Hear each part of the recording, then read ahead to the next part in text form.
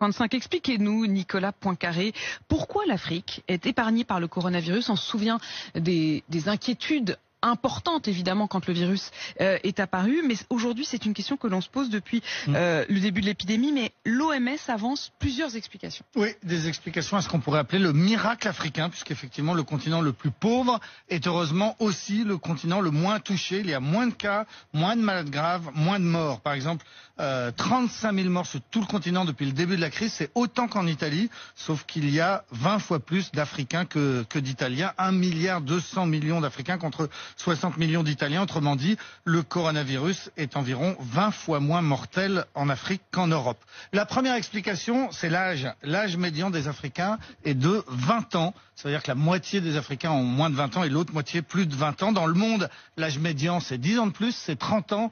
Et en Europe, c'est 20 fois plus, c'est 42 ans. Pour prendre les deux extrêmes, au Niger, l'âge médian est de 15 ans.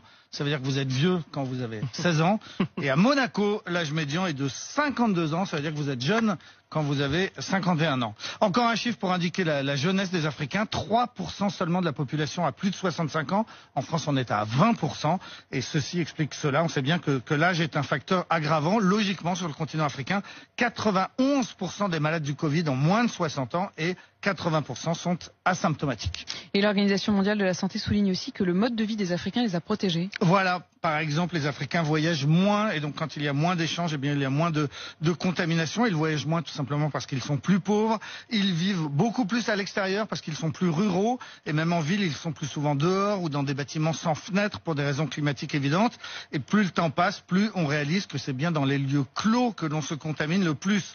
Enfin, en Afrique, les vieux restent chez eux. Il n'y a pas d'EHPAD, pas de maison de retraite. Or, ce sont des grands lieux de contamination. Pour résumer, c'est en étant beaucoup moins confinés que les Européens et les Américains que les Africains s'en sortent beaucoup mieux. Et puis, on avance aussi désormais une raison génétique. Alors là, c'est passionnant. On soupçonne depuis le début de la crise que la propagation a aussi des causes génétiques. Les seules politiques de santé, la question du port du masque, par exemple, ne peut pas tout expliquer. Alors effectivement, il y a deux chercheurs, un Allemand et un Suédois, qui viennent d'identifier un gène qui vient de notre ancêtre, l'homme de Néandertal, un fragment de chromosome que l'on retrouve aujourd'hui sur des malades, mais aussi sur des fossiles d'hommes préhistoriques qui vivaient en Croatie il y a 50 000 ans. Qui ont fait du voyage quand même. Hein. Ces gènes sont toujours présents, mais de façon très inégale dans le monde. Nous, les Européens, on est 15% à porter un de ces deux gènes, puisqu'il y en a deux. En Asie du Sud, c'est la moitié de la population. Et en Afrique, pratiquement aucun. Et c'est peut-être aussi une des explications du miracle africain. Mais quel est le rapport entre ces gènes préhistoriques et le coronavirus? Alors justement, l'étude qui a été publiée la semaine dernière montre que les porteurs de ce ou de ces deux gènes ont 3 fois plus de risques de développer une forme grave. Par exemple, les habitants du Bangladesh, qui est le pays du monde qui porte le plus ce gène, ils sont 63% à le porter. Eh bien, dans les hôpitaux britanniques, on avait remarqué, mais sans pouvoir l'expliquer jusqu'à présent, que les malades originaires du Bangladesh mouraient 2 fois plus que les autres.